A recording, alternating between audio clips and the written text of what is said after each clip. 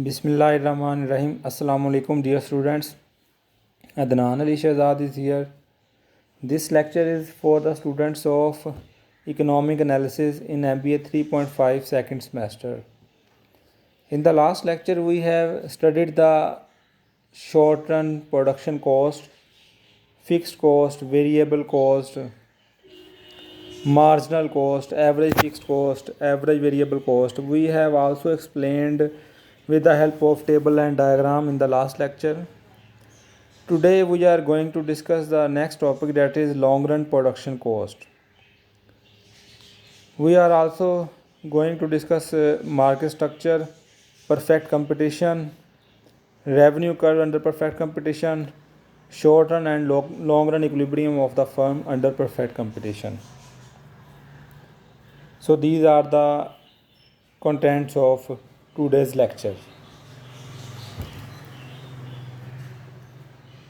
Last lecture में हमने short run cost curve पढ़े थे। उन शॉर्ट रन कॉस्ट की कर्व की मदद से आज हम long run average total cost curve जो है वो ड्राइव करते हैं। हम बात करें एवरेज टोटल कॉस्ट की। Why we are not talking about total cost और you can say that total fix cost and total variable cost, क्योंकि शॉर्ट रन में दो तरह की कॉस्ट हम फेस करते हैं, एक फ़िक्स कॉस्ट, एक वेरिएबल कॉस्ट, जो कि हमने लास्ट लेक्चर में पढ़ा है। लेकिन लॉन्ग रन में सिर्फ वेरिएबल कॉस्ट होती है, लॉन्ग रन में शॉर्ट रन कॉस्ट नहीं होती। You can say that in the long run total cost is always equal two variable cost.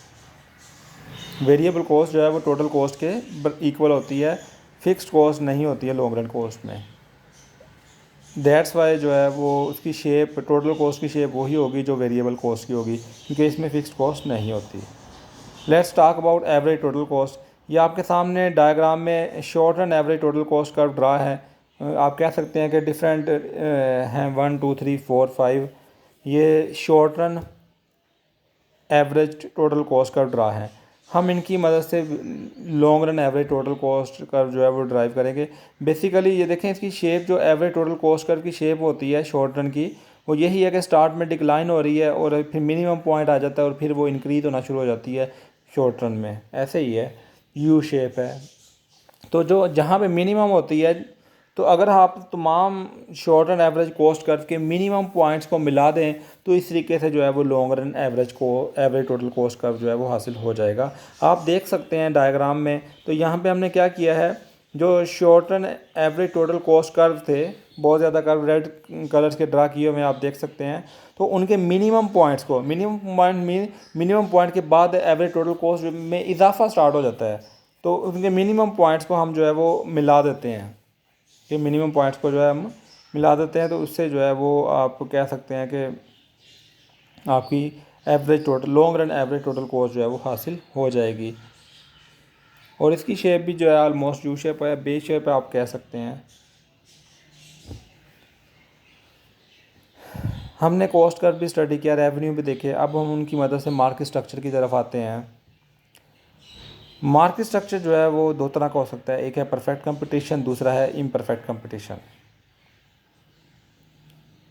आप कह सकते हैं मार्केट स्ट्रक्चर दो तरह का है, एक है परफेक्ट कंपटीशन, दूसरा इम्परफेक्ट कंपटीशन। इम्परफेक्ट कंपटीशन में मोनोपोली हो सकता है, मोनोपोलिस्टिक कंपटीशन हो सकता है और ओलिगोपोली हो सकता है। So you can say that there are 4 types of market economy: perfect competition, monopoly, monopolistic competition and oligopoly.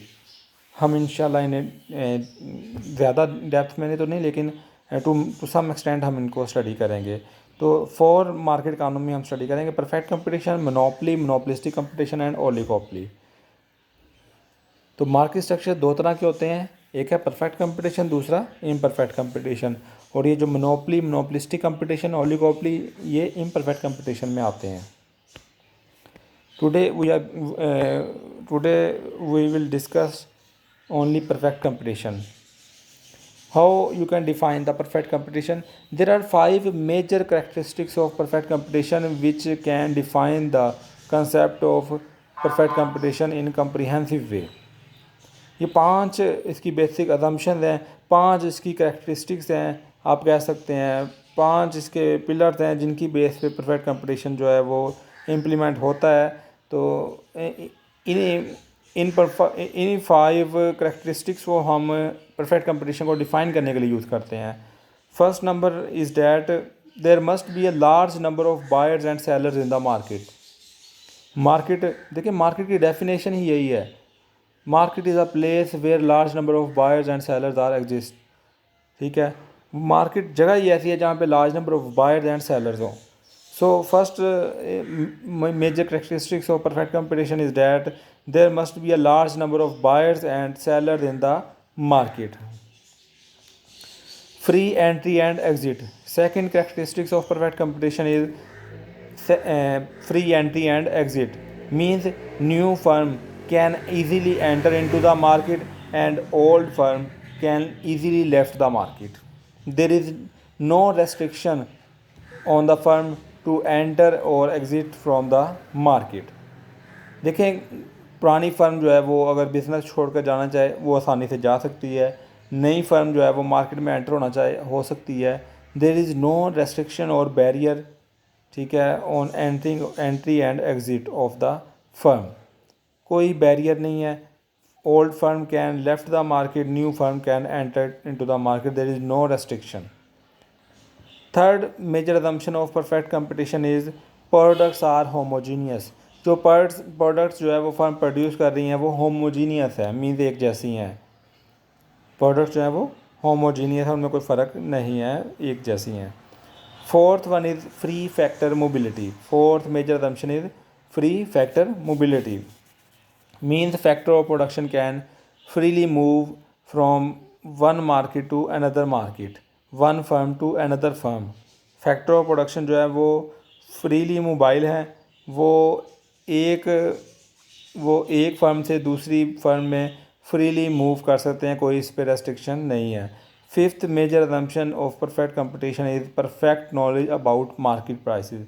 Consumer must know about the market prices. Consumer को वेल अवेयर होना चाहिए, means consumer must be rational. इस fifth assumption को ये भी कहते हैं, consumer must be rational. Rational means consumer must know about market prices and his income. उसे अपने इनकम के बारे में पता हो, उसे मार्केट प्राइसेस के बारे में थोड़ा बहुत नॉलेज हो। मतलब ऐसा नहीं है मैं मार्केट में जाऊँ, वो मुझे मार्केट वाला के ये 500 रुपये किलो चीनी है और मैं चुप करके लेके आ जाऊँ, ऐसा नहीं है। मुझे मार्केट प्राइसेस के बारे में थोड़ा वेल अवेयर होना चाहिए, मुझे पता होना चाहिए कि चीनी की, शुगर की क्या कीमत चल रही है। So perfect knowledge about market prices. तो इन 5 assumption पे परफेक्ट कंपटीशन बेस करता है। इनको करेक्टरिस्टिक्स भी बोल सकते हैं और आप परफेक्ट कंपटीशन की मेजर assumptions भी बोल सकते हैं। मैं रिपीट करता हूँ। First one is there must be a large number of buyers and sellers in the market.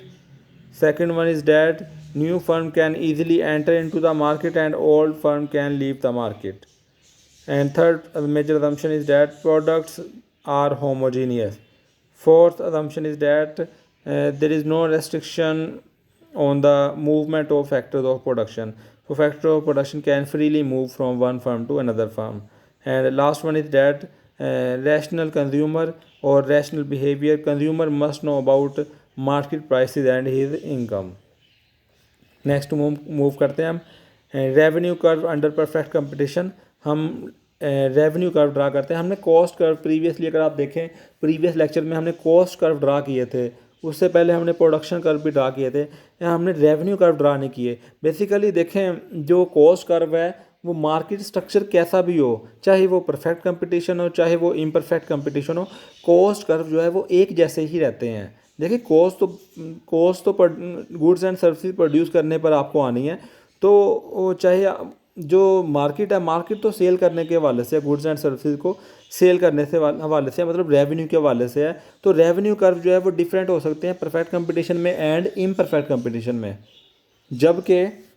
जबकि जो कॉस्ट कर्व है वो परफेक्ट कंपटीशन में, इम्परफेक्ट कंपटीशन में एक जैसे ही रहते हैं। डेट्स वाई हमने कॉस्ट कर्व पहले जो है वो ड्रा कर लिए और ये रेवेन्यू कर्व अब ड्रा कर रहे हैं हम, क्योंकि वजह यह है कि रेवेन्यू कर्व जो है वो परफेक्ट कंपटीशन में और तरह के होंगे और इम्परफेक्ट कंपटीशन में और तरह के होंगे, क्योंकि रेवेन्यू जो है हम कलेक्ट करते हैं after selling goods and services.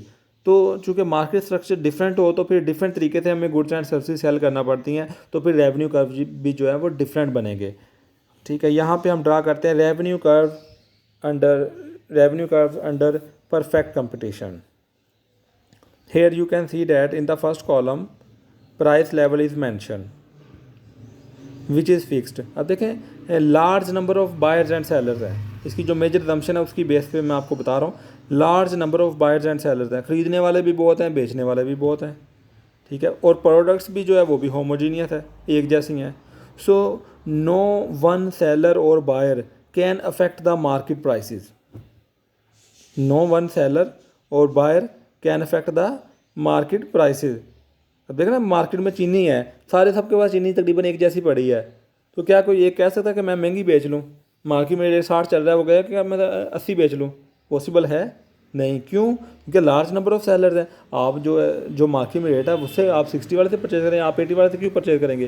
तो नो वन सेलर और buyer can affect the market prices. तो लॉन्ग रन में क्या परफेक्ट कंपटीशन में क्या होता है? परफेक्ट कंपटीशन में जो प्राइसेस हैं वो डिमांड एंड सप्लाई की मदद से डिटरमिन की जाती हैं। Prices are determine with the help of demand and supply. Demand and supply से डिटरमिन की जाती है। No one can affect, no single seller, no single buyer can affect the market prices. कोई भी जो है वो मार्केट प्राइसेस को अफेक्ट नहीं कर सकता। Market prices are mutually determined by the demand and supply of a commodity. तो यहाँ पे देखें आप परफेक्ट कंपटीशन में प्राइस लेवल मेंशन है जो कि फिक्स है, किसी एक कमोडिटी का है। आगे क्वांटिटी डिमांड मेंशन है जिसको हम इंक्रीज़ कर रहे हैं। उसके आगे देखें टोटल रेवेन्यू मेंशन है। Total revenue is equal to price into quantity. तो प्राइस और क्वांटिटी को हमने मल्टीप्लाई किया है तो टोटल रेवेन्यू आपके सामने मेंशन है। Then in the fourth column आप देख सकते हैं margin revenue. Margin revenue mention है। Margin revenue is the addition in the total revenue by selling one extra unit of output. Margin revenue is obtained by selling an extra unit of output, or you can say that is the margin revenue can be measured by change in total revenue due to change in quantity of selling. तो आप देख सकते हैं कि margin revenue जो है वो क्या है? Change in total revenue by selling an extra unit. हम देखें एक यूनिट हम एक्स्ट्रा सेल कर रहे हैं, मीन्स 1 पे डिवाइड हो रहा है, तो टोटल रेवेन्यू में जो चेंज आ रही है वो मेंशन है। 131 की चेंज आ रही है। Here one thing you must observe that अगर आपने एवरेज रेवेन्यू कैलकुलेट करना है तो average revenue is equal to total revenue divided by Q, quantity demanded. Total revenue divided by Q. अगर आप टोटल रेवेन्यू को यूनिट्स पे डिवाइड कर देंगे तो आप एवरेज रेवेन्यू हासिल कर लेंगे। तो वो भी आप देखेंगे कि 131 आ रहा है। तो यहाँ पे आप एक चीज़ ऑब्जर्व करेंगे कि prices, average revenue, margin revenue remain same in the perfect competition. यहाँ पे आप एक चीज़ ऑब्जर्व करें, prices, total revenue, margin revenue, ठीक है, टोटल रेवेन्यू नहीं इसमें शामिल, prices, average revenue and margin revenue ये 131 ही हैं, ये सेम रहते हैं परफेक्ट कंपटीशन में, जबकि टोटल रेवेन्यू इंक्रीज़ हो रहे होते हैं। आप डायग्राम ड्रा कर सकते हैं, आप देख सकते हैं डायग्राम में भी प्राइसेस, मार्जिन रेवेन्यू और एवरेज रेवेन्यू कर्व जो है वो ग्रीन लाइन से जो है वो प्रेजेंट किया गया है, और ये हॉरिजॉन्टल स्लोप है और इक्वल का साइन है, इट मीन सबकी वैल्यू सेम है, और यहाँ पे डी भी लिखा है। तो यही इसका डिमांड कर्व होता है। परफेक्ट कंपटीशन में जो डिमांड कर्व होता है वो हॉरिजॉन्टल स्लोप होता है, क्योंकि प्राइस लेवल जो है वो सेम रहता है। दैट्स वाई जो है डिमांड कर्व जो है वो that is equal to price, that is equal to average revenue, that is equal to margin revenue, और this curve is horizontal slope parallel to the X axis. और आप देख सकते हैं कि टोटल रेवेन्यू जो है that increasing trend blue colour में आपको मेंशन, आप देखें इंक्रीजिंग ट्रेंड है, टोटल रेवेन्यू जो है वो इंक्रीज़ हो रहा है जैसे हम क्वांटिटी मोर सेल करते जा रहे हैं, जबकि average revenue, margin revenue, price level और डिमांड जो है that's same in the perfect competition. ये बेसिकली एवरेज रेवेन्यू ड्रा करने का मतलब ये था कि आगे हमने जो क्वेश्चन स्टडी करना है परफेक्ट कंपटीशन का, आप ये ना कहें कि सर जो है वो ऐसी लाइनें लगाते जा रहे हैं।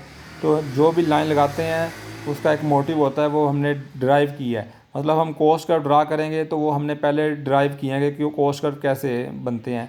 हम रेवेन्यू कर्व लगाएंगे तो हमने ड्राइव किया कि मार्जिन रेवेन्यू कर्व की शेप कैसे होती है और क्यों होती है। यहाँ पे हम देखते हैं profit maximisation in the short run, total revenue and total cost approach. Profit maximisation in the short run, total revenue total cost approach के ज़रिए हम देखते हैं। आप देख सकते हैं यहाँ पे पहले टोटल रेवेन्यू कर्व मैंने ड्रा किया है ब्लू कलर की लाइन में, विच इज़ पॉजिटिवली स्लोप्ड। आप कह सकते हैं देखें पॉजिटिवली स्लोप्ड है। जैसे हम क्वांटिटी मोर सेल करते हैं टोटल रेवेन्यू में इजाफा होता जाएगा। अभी रिसेंटली हमने लास्ट डायग्राम में आप देखें टोटल रेवेन्यू कर्व ड्राइव किया है, ये वही टोटल रेवेन्यू कर्व है। और साथ में मैं टोटल कॉस्ट कर्व जो है वो लगा रहा हूँ। आप टोटल कॉस्ट कर्व रिमेंबर करें कि हमने लास्ट लेक्चर में टोटल कॉस्ट कर्व पढ़ा था, which is the sum of total fixed cost and total variable cost. ठीक है, सेम उसकी वही शेप है। यहाँ पे मैंने short run total cost curve जो है वो ड्रा किया है। आप देख सकते हैं जहाँ पे टोटल रेवेन्यू और टोटल कॉस्ट का डिफरेंस मैक्सिमम होगा। देखें आप ब्रेक इवन पॉइंट पे देखें, ब्रेक इवन पॉइंट वो पॉइंट है जहाँ पे टोटल रेवेन्यू टोटल कॉस्ट आपस में इक्वल हो जाते हैं, means normal profit, means zero profit.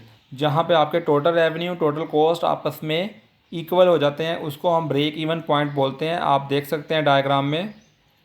उसके बाद देखिए आपकी कॉस्ट जो है वो कम होना स्टार्ट हो जाती है, total cost which is represented by red line, और टोटल रेवेन्यू आपके ज़्यादा हैं, मीन्स आपका प्रॉफिट इंक्रीज़ हो रहा है। आप देखें जहाँ पे आपका प्रॉफिट मैक्सिमम हो जाए, आप मिडल में देखें जहाँ पे आपका प्रॉफिट मैक्सिमम हो जाए, ठीक है, वहाँ पे इक्विलिब्रियम होगा।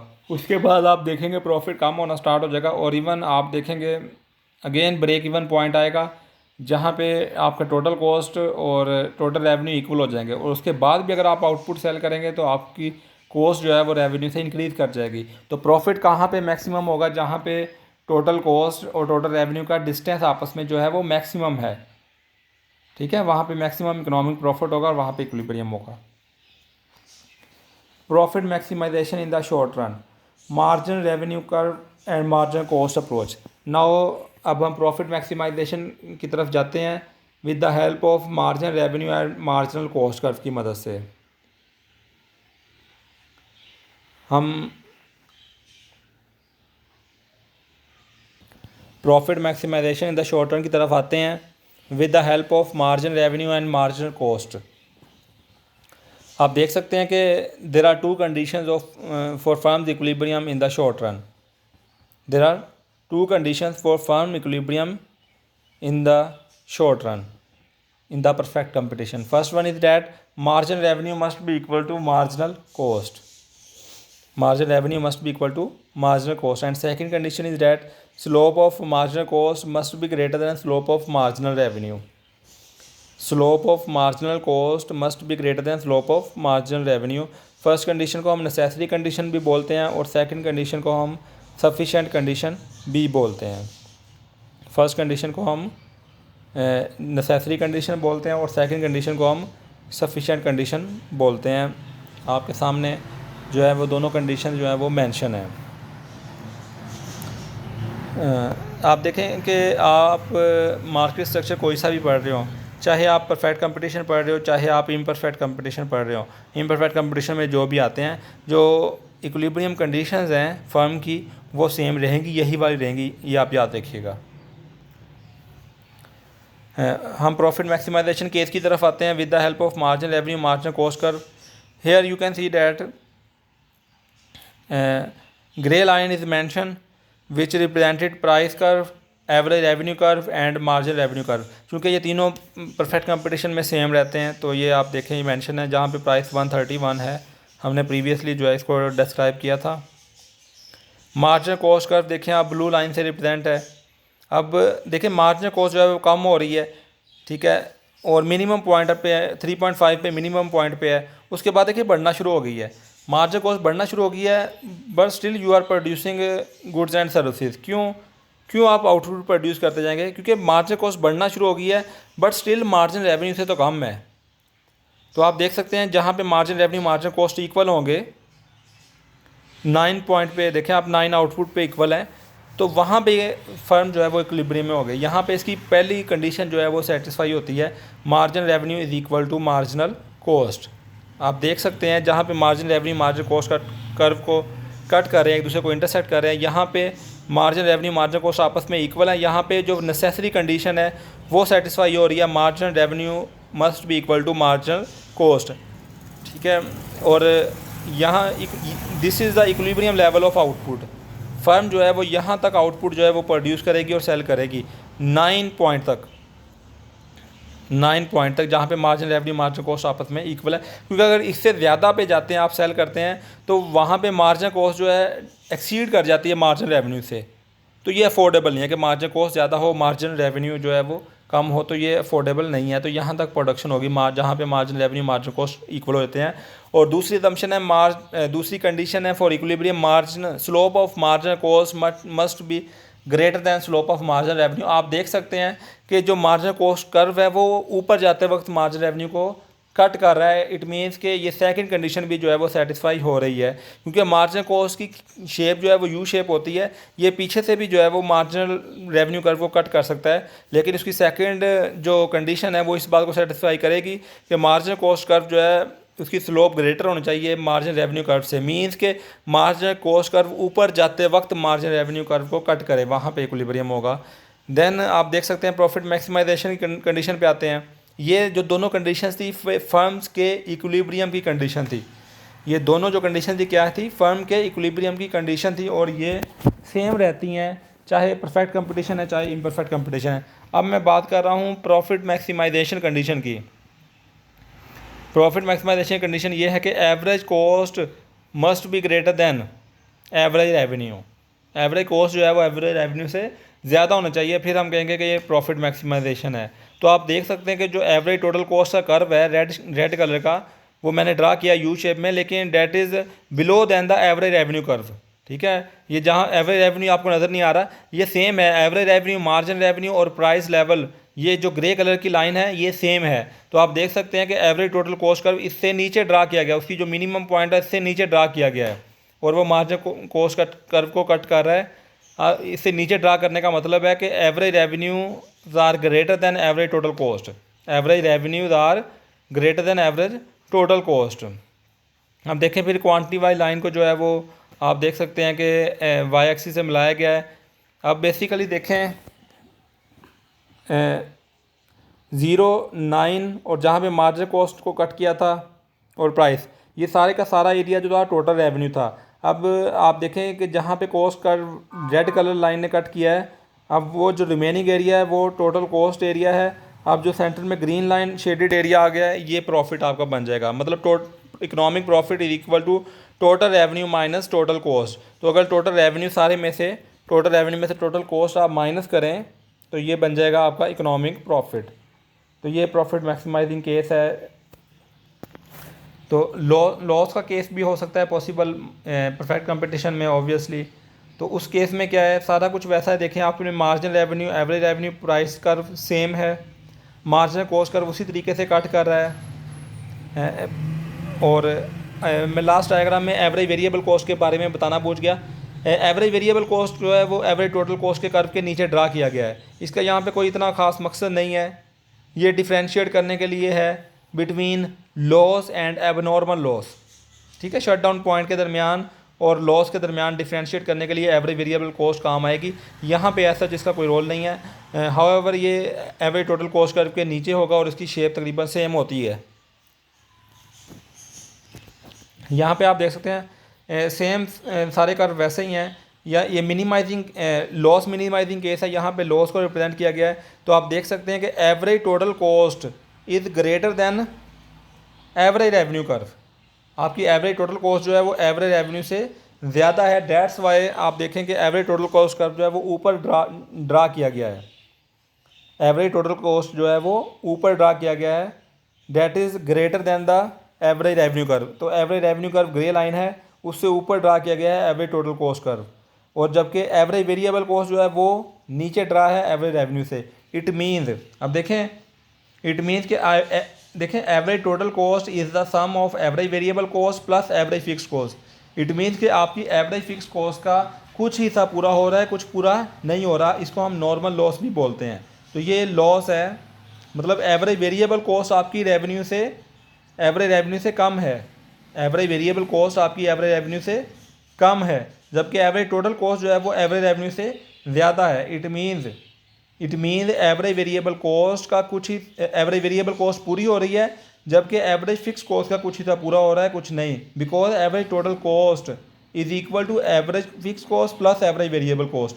आप यहाँ पे देख सकते हैं, मैं रिपीट कर रहा हूँ कि average variable cost is lesser than the average revenue curve, while average total cost curve is above than the average revenue curve। It means कि एवरेज वेरिएबल कॉस्ट फुलफिल हो रही है इजीली, जबकि एवरेज फिक्स कॉस्ट का कुछ हिस्सा fulfil हो रहा है, कुछ नहीं हो रहा है, जिस वजह से एवरेज टोटल कॉस्ट जो है वो that is greater than the average revenue curve. और ये लॉस, ये जो शेडेड एरिया है, ये लॉस को रिप्रेजेंट करेगा। शट डाउन केस आपके सामने प्रेजेंट कर रहा हूँ, जहाँ पे एवरेज वेरिएबल कॉस्ट जो है वो भी एक्सीड कर जाए एवरेज रेवेन्यू से। एवरेज टोटल कॉस्ट तो एक्सीड की हुई है, वो फुलफिल नहीं हो रही, जबकि एवरेज वेरिएबल कॉस्ट वो भी एक्सीड कर जाए एवरेज रेवेन्यू से, या वो एवरेज रेवेन्यू के इक्वल हो जाए। इसका मतलब ये है कि आपकी एवरेज फिक्स कॉस्ट फुलफिल नहीं हो रही।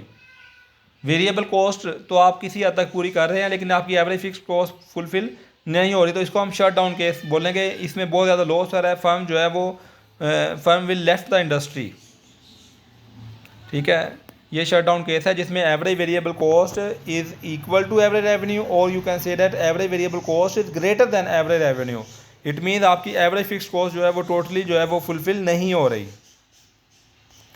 एक और पॉइंट बताना चाहूँ, वाई एक्सिस पे जो है वो कॉस्ट रेवेन्यू कर्व है, जबकि एक्स एक्सिस पे जो है वो आपकी आउटपुट है।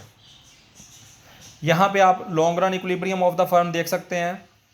Long run equilibrium of the firm आप देख सकते हैं, आप देख सकते हैं। अब मैं लॉन्ग रन में जो है वो फर्म हमेशा नॉर्मल प्रॉफिट अर्न करेगी।